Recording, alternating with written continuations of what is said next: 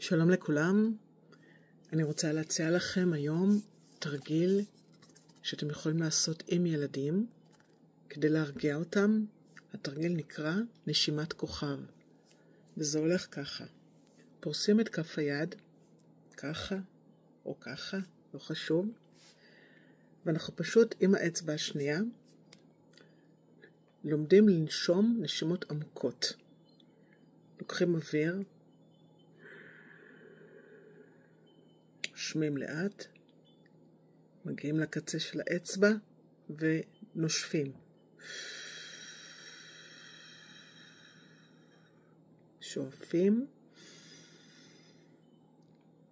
נושפים.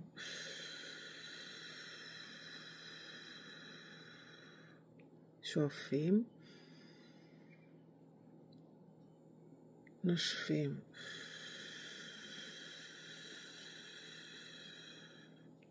שואפים, נושפים.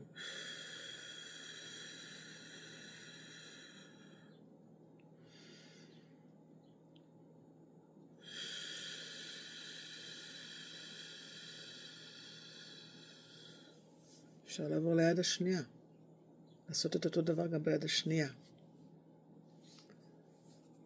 אחרי כמה שניות שעושים את זה,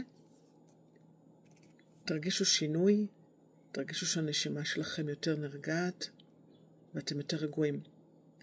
בהצלחה, ומקווה שהכל ייגמר מהר מהר מהר.